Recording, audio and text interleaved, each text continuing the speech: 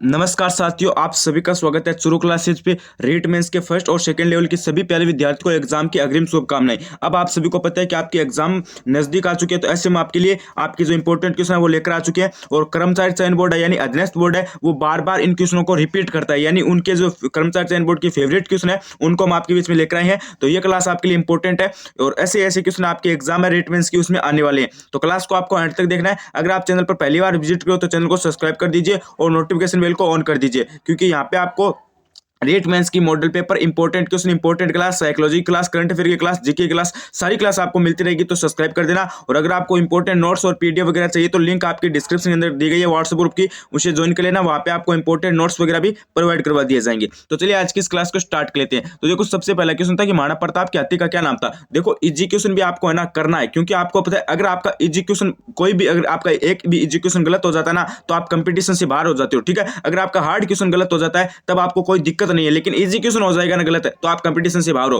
तो इसलिए आपको कुछ एजुकेशन भी मैं आपको करवाने वाला हूं। तो महाराणा प्रताप के हाथी का नाम क्या हो जाएगा, आपका चेतक हो जाएगा। ठीक है, बी ऑप्शन को लॉक कर दो। अगला क्वेश्चन देखो, अगला आपका क्वेश्चन क्या आया था कि किस शिलालेख में चौहानों को वत्स गोत्र ब्राह्मण कहा गया है। ये देखो इंपॉर्टेंट क्वेश्चन है कि किस शिलालेख में चौहानों को वत्स गोत्र ब्राह्मण कहा गया है। चिरवा शिलालेख, बिजोलिया शिलालेख, अपराजित शिलालेख या फिर श्रृंगीकृत ऋषि शिलालेख। तो इसमें आपका हो जाएगा बिजोलिया शिलालेख। ठीक है, किसमें कहा गया है, बिजोलिया शिलालेख में कहा गया है। अगला क्वेश्चन देखो, अगला आपका क्वेश्चन था कि निम्न में से कौन सा स्थान ब्लू पोट्री का प्रसिद्ध है। ये देखो आपका इंपॉर्टेंट क्वेश्चन है, कर्मचारी चयन बोर्ड हर बार इस क्वेश्चन को एग्जाम में देता है। फेवरेट क्वेश्चन है कि निम्न में से कौन सा स्थान ब्लू पोट्री के लिए प्रसिद्ध है। अलवर, भरतपुर, जयपुर, टोंक। तो ब्लू पोट्री के लिए प्रसिद्ध आपका कौन सा हो जाएगा, जयपुर हो जाएगा। ठीक है, ब्लू पोट्री के लिए प्रसिद्ध स्थान आपका गुरुजी जयपुर है। ठीक है, अगला क्वेश्चन देखो, अगला आपका क्वेश्चन आया था कि निम्न में से कौन सा युग्म है वो गलत है। नहीं, निम्न में से कौन सा युग्म सही सुमेलित है ये बताना था। सही सुमेलित कौन सा है, तो यहाँ पे देखो आपको पता है सही सुमेलित तो आपको पता है 3 है और एक युग्म गलत है। यहाँ पे किसी ने क्या पूछा था कि निम्न में से कौन सा युग्म गलत है। अच्छा, गलत पूछा था। आपको हमेशा है ना यहाँ पे चेक करना है कि गलत पूछा है या फिर सही पूछा है। ठीक है, ये आपको यहाँ पे चेक करना है, या फिर सुमेलित नहीं है या फिर सुमेलित है, वो आपको चेक करना है। तो देखो, रामदेव जी रामदेव से सही है। ठीक है, बाबूजी कोलूमठ से सही है, गोगा जी ददरिया से सही है, मलिनाथ जी आपके खरनाल से नहीं होंगे। ठीक है, मलिनाथ जी आपको पता है यहाँ पे तिलवाड़ा से संबंधित है और खरनाल से संबंधित आपके तेजाजी हो जाएंगे। ठीक है, तेजाजी हो जाएंगे, इसको भी ध्यान रखना। अगला प्रश्न देखो, अगला आपका प्रश्न क्या कर रहा है कि जूनागढ़ किले का निर्माण किसके द्वारा करवाया गया है। देखो, ये आपका इंपॉर्टेंट क्वेश्चन है कि जूनागढ़ किले का जो निर्माण है वो किसके द्वारा करवाया गया था। राय सिंह के द्वारा, कल्याणमल के द्वारा, अनूप सिंह के द्वारा या फिर सूर सिंह के द्वारा।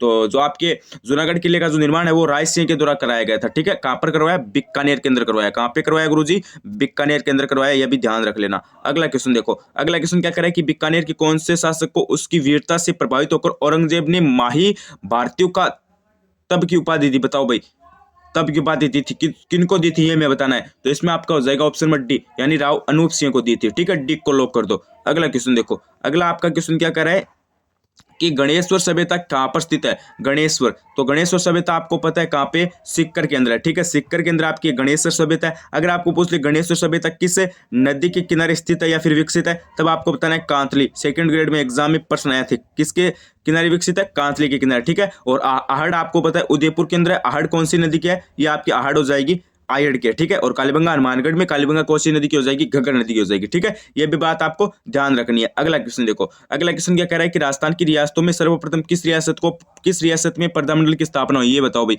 राजस्थान की रियासतों में सर्वप्रथम किस रियासत में प्रधानमंडल की स्थापना हुई। झालावाड़, सिरोही, अलवर, जयपुर। तो सर्वप्रथम आपको बताना है कि इसमें भी, तो इसमें आपका हो जाएगा जयपुर। ठीक है, सर्वप्रथम किस रियासत में प्रधानमंडल की स्थापना हुई, जयपुर की हुई। ठीक है, अगला क्वेश्चन देखो, अगला क्वेश्चन आपका क्या कह रहा है यहाँ पे कि चुलिया जलप्रपात किस नदी पर स्थित है। चुलिया जलप्रपात किस नदी पर स्थित है, परवन, काली सिंध, आहू, चंबल। तो चुलिया जलप्रपात है वो आपको बताना है किस नदी पर स्थित है।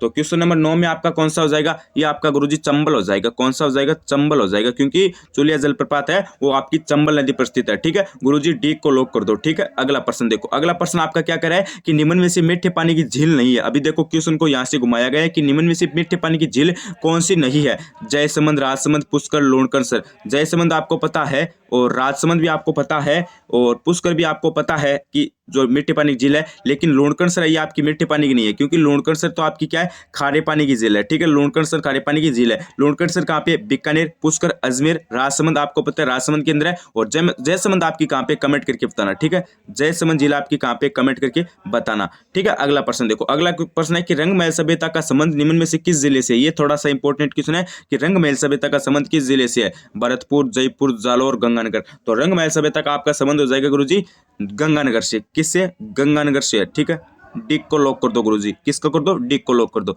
अगला प्रश्न देखो। अगला प्रश्न आपका क्या करा है कि राजस्थान में 13 ताली नृत्य किस मेले में किया जाता है। ये देखो इंपॉर्टेंट क्वेश्चन है, कर्मचारी चयन बोर्ड का फेवरेट भी क्वेश्चन है कि 13 ताली नृत्य किस नृत्य में किया जाता है, किस मेले में किया जाता है। अच्छा, किस मेले में किया जाता है, या आपको ये भी पूछा जा सकता है कि किस लोक देवता संबंधित है। दोनों क्वेश्चन इंपॉर्टेंट है, एक तो पुष्कर मेला से, एक है रामदेवरा मेले से, एक है गोगाजी मेले से, एक है बनेश्वर मेले से। तो जो आपका 13 ताली नृत्य है ना, 13 ताली, तो इसमें आपका हो जाएगा रामदेव जी में। ठीक है, रामदेव जी मेले में किया जाता है और रामदेव जी लोक देवता से ये संबंधित है। ठीक है, अगला प्रश्न देखो। अगला प्रश्न क्या कह रहा है कि पछवेड़ा क्या है, बताओ भाई।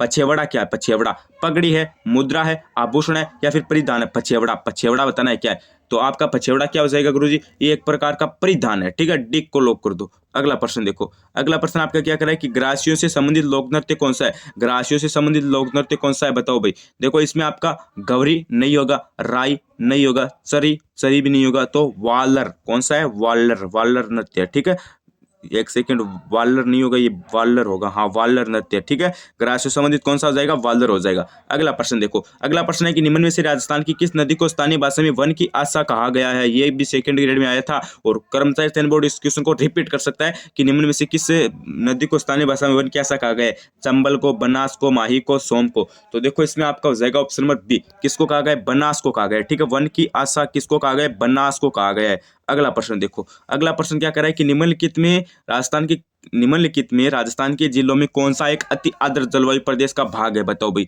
ये जलवायु वाला टॉपिक है ना, जलवायु वाला, इसको थोड़ा सा ध्यान से पढ़ लेना, इससे 2 प्रश्न शायद तक पक के आएंगे। ठीक है, कितने प्रश्न गुरुजी, 2 प्रश्न आएंगे कि निम्नलिखित में से राजस्थान के जिलों में कौन सा एक अति आर्द्र जलवायु प्रदेश का भाग है। तो 16 में आपका क्या हो जाएगा, एक तो अजमेर, एक है दौसा, एक है करौली, एक है बारां। 4 ऑप्शन आपको दिए गए, अजमेर नहीं होगा, दौसा भी नहीं होगा, करौली भी नहीं होगा, तो इसमें आपका 12 होगा। ठीक है, डी को लॉक कर दो। अगला प्रश्न देखो। अगला प्रश्न आपका क्या कह रहा है कि निम्नलिखित में से राजस्थान के किस जिले से होकर कर्क रेखा गुजरती है। कर्क रेखा आपको पता है राजस्थान की 2 जिलों से होकर गुजरती है। ठीक है, 2 जिलों से होकर गुजरती है। कोटा नहीं होगा, झालावाड़ भी नहीं होगा, गंगानगर भी नहीं होगा। कर्क रेखा आपकी निम्नलिखित में से बांसवाड़ा से होकर गुजरती है। ठीक है, और कर्क रेखा आपको पता है 2 जिलों से होकर गुजरती है, एक तो आपका डूंगरपुर और एक आपका छोटा सा भाग आ जाता है बांसवाड़ा का भी। ठीक है, बांसवाड़ा और डूंगरपुर दोनों जिलों से होकर गुजरती है। और कर्क रेखा की जो सबसे कम लंबाई है वो राज्य से अपने राज्य राजस्थान में ही है। ठीक है, राजस्थान में कर्क रेखा की सबसे कम लंबाई है, किस राज्य में, राजस्थान में। अगला प्रश्न देखो। अगला प्रश्न आपका क्या कह रहा है कि निम्न में से किस राजपूत शासक ने मुगलों के विरुद्ध स्वतंत्रता का संघर्ष जारी रखा और आत्मसमर्पण नहीं किया था, बताओ भाई। किन्होंने नहीं किया था। मेवाड़ के महाराजा अमर सिंह ने नहीं, या फिर आमेर के राजा मारमल, या फिर बीकानेर के राजा राय सिंह, या फिर मारवाड़ के राजा रावचंद्र सेन। बताओ किसने नहीं किया। तो इसमें आपका क्या हो जाएगा, इसमें आपका हो जाएगा डी, यानी मारवाड़ के राजा चंद्रसेन ने अब जो अपना है शासक ने, मारवाड़ राजा रावचंद्र से शासक ने मुगलों के विरुद्ध स्वतंत्रता का संघर्ष जारी रखा और आत्मसमर्पण नहीं किया। ठीक है, अगला प्रश्न देखो। अगला प्रश्न है कि जयपुर के शासक प्रताप सिंह समय किस नाम से रचना करते थे। ब्रजनिधि, गोविंदराज, ब्रजराज, या फिर ब्रज सुंदर। तो इसमें आपका हो जाएगा गुरुजी ऑप्शन नंबर ए, यानी ब्रजनिधि। सभी किस नाम से रचना करते थे, ब्रजनिधि नाम से करते थे। एक को लॉक कर दो। अगला प्रश्न देखो। अगला प्रश्न आपका क्या कह रहा है कि पुरातात्विक बागोर कस्बा राजस्थान के किस जिले में स्थित है, बताओ भाई। ये थोड़ा सा इंपॉर्टेंट क्वेश्चन है, स्टार लगा लेना कि पुरातात्विक बागोर कस्बा राजस्थान के किस जिले में स्थित है। अलवर, जयपुर, भीलवाड़ा, नागौर। तो इसमें कौन सा होगा, बताओ भाई। अलवर तो नहीं होगा। ठीक है, और अलवर में आपको बताए कौन सी बोली जाती है, अहिरवाटी। ठीक है, अगर आपको पूछ ले अहिरवाटी जो बोली है वो कहाँ पर बोली जाती है, तब आपको बताना है अलवर क्षेत्र में। ठीक है, और अलवर तो नहीं होगा, इसमें जयपुर भी नहीं होगा, और यहाँ पे आपका नागौर भी नहीं होगा। ठीक है, नागौर भी नहीं होगा। तो पुरातात्विक बागौर कस्बा राजस्थान के कौन से जिले में हो जाएगा गुरुजी, भीलवाड़ा। भीलवाड़ा को क्या कहते हैं, वस्त्र नगरी, वस्त्र नगरी, वस्त्र नगरी, और राजस्थान का मैनचेस्टर।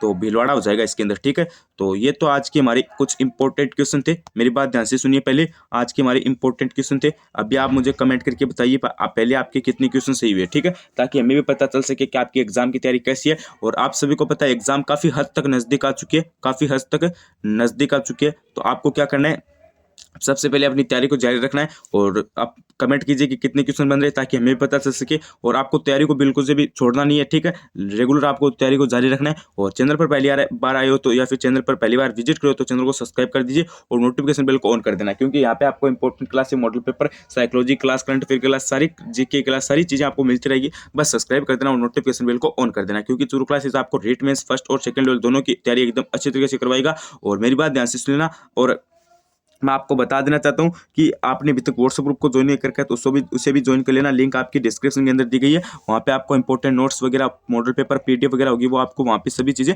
प्रोवाइड करवा दी जाएगी। तो आज के लिए बस इतना ही। बने रहिए चैनल के साथ। Like share and subscribe. Churu classes. धन्यवाद। Thank you.